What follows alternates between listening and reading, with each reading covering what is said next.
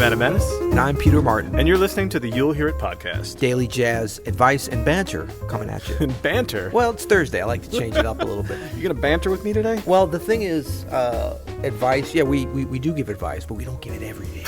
Sometimes we just banter back and forth. So I want to be truthful. Truth in podcasting. And sometimes you just feel like bantering. You're just like, yeah. I'm tired of advising. But banter's not a fighting thing, is it? Banter's positive. No, not at all.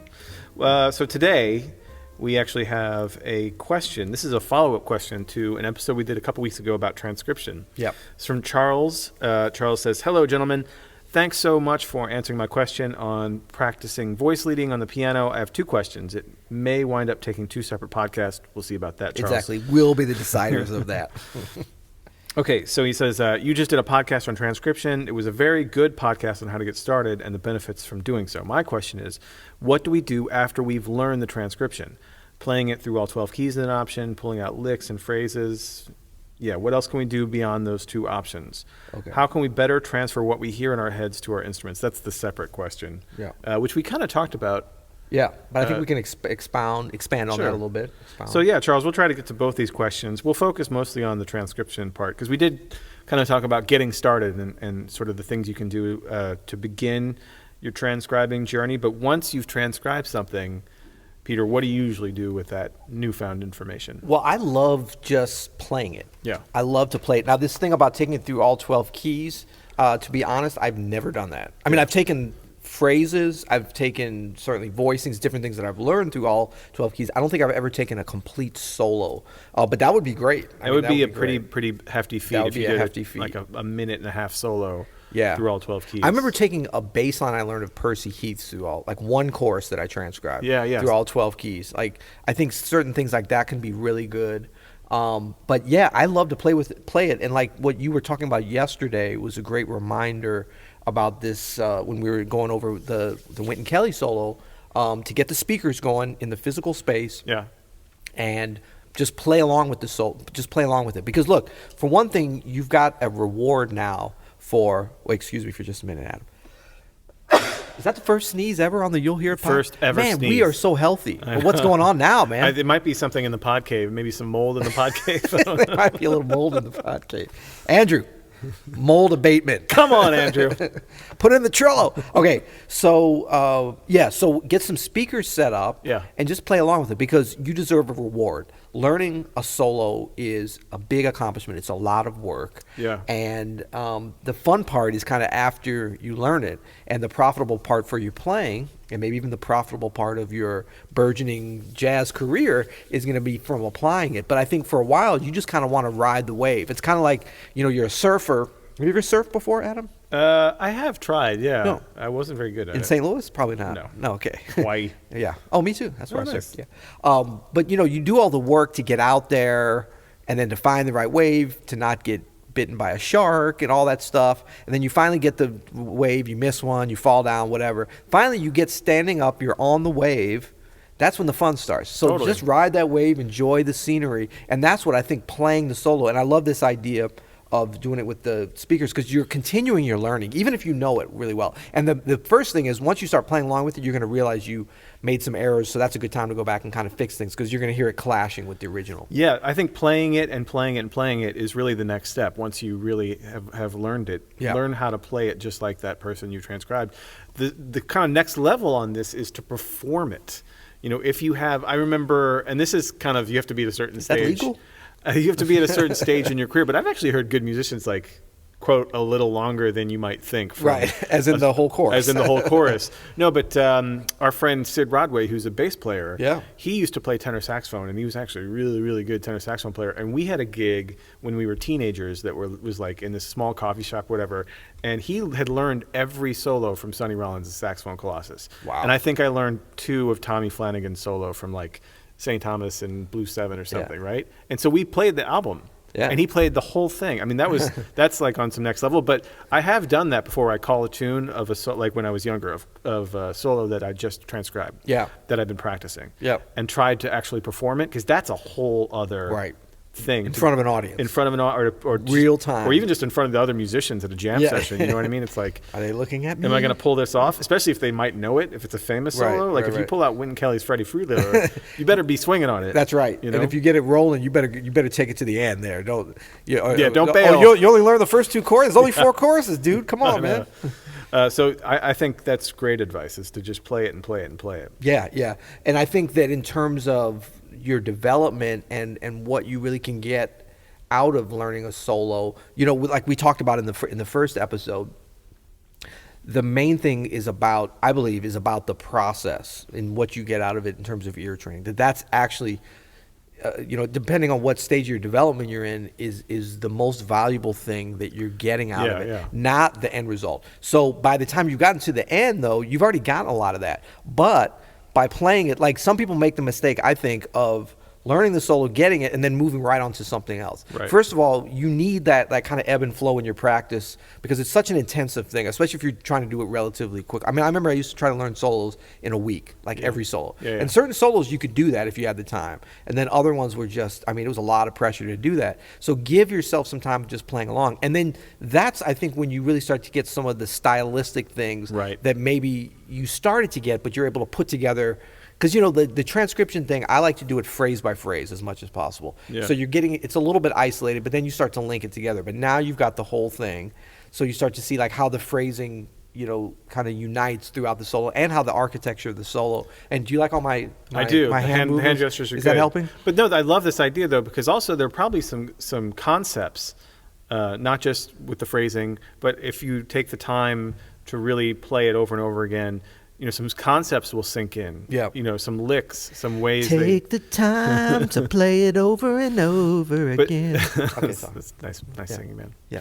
But no, this actually brings me to what I was thinking next, which is what I usually do when I've learned it and I've played it over and over again. Things will just naturally pop out at you that resonate with you. Not everything is going to from every solo.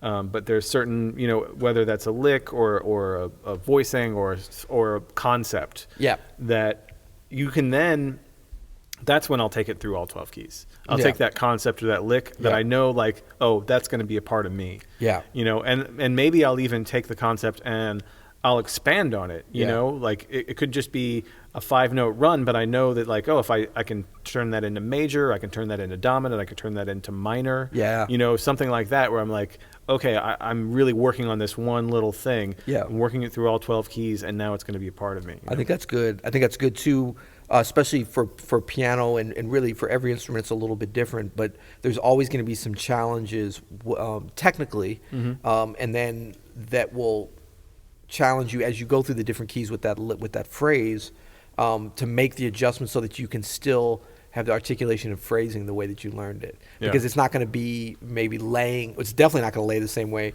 on the piano. I think about the guitar. Sometimes they can kind of get away with just a little sliding up, if there's no open strings or whatever, but I don't think you can always do that with a complicated phrase. I don't think it's going to stick either. Yeah. But so, for example, but piano, it's we got to change fingerings. We got to, it's not just about learning the notes and being able to play in the other keys. It's being able to get your hands in those positions to be able to execute that phrase in the same way. Exactly. Yeah.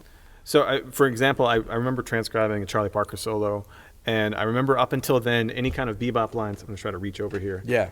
I'm on the bass section of the piano here, but any kind of bebop lines, if I were to do a turn, it would always be a triplet, something like that. Yep. But all of Bird's turns were 16th notes. It's more of a mordant than a turn. More of a mordant. It really is, actually.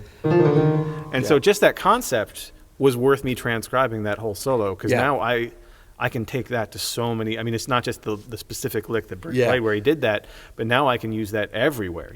Well, I think you brought up a great point too, because you said learn the entire solo for that. A lot of people skip that and go into the one little part of the solo, but by learning the entire thing, you get the context of it. So and people are always asking us about that.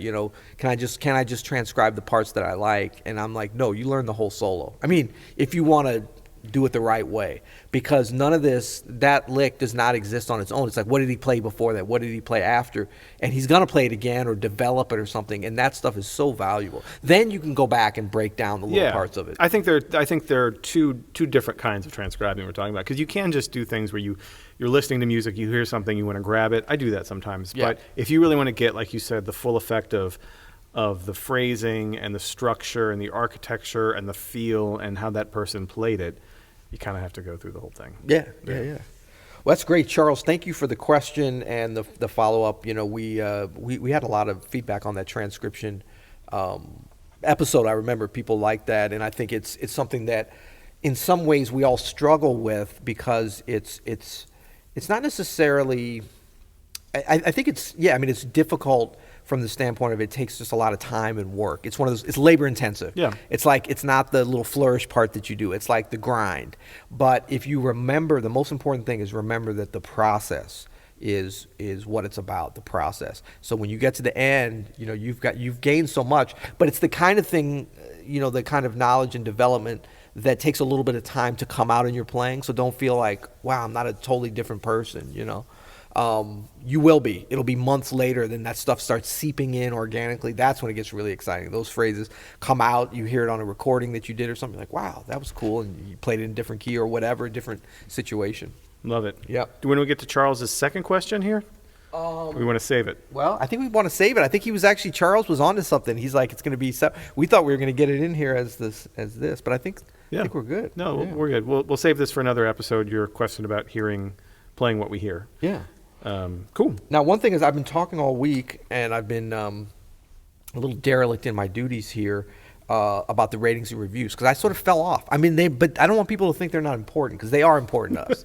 Tell the people why they're important. Well, they help the podcast sort of get passed around and get recognition. Yes. And help us get more listeners and help us keep this going. So we appreciate any ratings and reviews that you may give us, because you know, it is a free podcast, but. But it costs money here. It costs Look, money. we got new mics. What is the mic company? We got to get in touch with them. Avantone, because this sounds beautiful. They're the best. Sounds so beautiful. Don't you agree? I agree. Okay, so 3 days ago, Adam, I don't know if you're up on this. We got a lot going on. We haven't had a chance to talk about this. We had a 12-star review. That's interesting, because it's technically you can only leave 5 in iTunes. Okay. And we've asked for 7. Okay. And so I think let's just read it. This is from Guitar Teacher from the United States of America on iTunes. The guitar teacher? Well, Guitar Teacher, yeah, apparently. The title of this, it's 5 stars. Okay. But then the title is a 12-star review. That's what I like to hear. Yeah. I gave this podcast 5 stars several months ago, but I've been lazy about writing a review until now. All the content has been fantastic and fun and helpful to me as a musician and a teacher, but what really impressed me was the attention to detail on the recent best of episodes. Most podcasters will just run old episodes during a hiatus, but you guys took the time to edit and remix your discussions into something new and interesting. I even dug the backwards tape effects that punctuated each section. I'll take credit for that. Yeah, that was you. Yeah. With this review, I'm adding 7 new stars to the existing 5, 1 for every key. I hope you guys can handle it. Keep up the great work. It's like a chromatic star scale. It is, yeah. And first of all, yes, we can handle it. Absolutely. And we will keep up the great work. Thank you so much, Guitar Teacher. That's right. And yeah, no, I was really digging that too. I think I shot you a text. I meant to when I heard that the rewinding. That's a cool thing. Thank you. So if you guys missed that, it's on every episode, I think, right? It is, yeah. Yeah. It was and that was last week, right? Yeah, we did. You know, because Best we picked themes, and then we picked topics to go on, episodes that fit into that theme, and just little conversations. We needed something to go between the conversations. Yeah. Big shout out to Adam Maness. And Andrew and Eli. Andrew and Eli are our expert engineers here who did that attention to detail. And I'm glad you're impressed with that work. I can tell you I had nothing to do with it. I was paying attention to some trails in Colorado as I hiked with my family. Lucky you. That's what the boss gets. Someone's got to do it. Someone's got to do it. But thank you so much. So please keep the ratings and reviews, because our egos need it. The podcast need it. It's like fuel in the fire, baby. So true, man. Yeah. So everybody have a happy Thursday. And we got anything else? That'll do it. Okay. You'll hear it.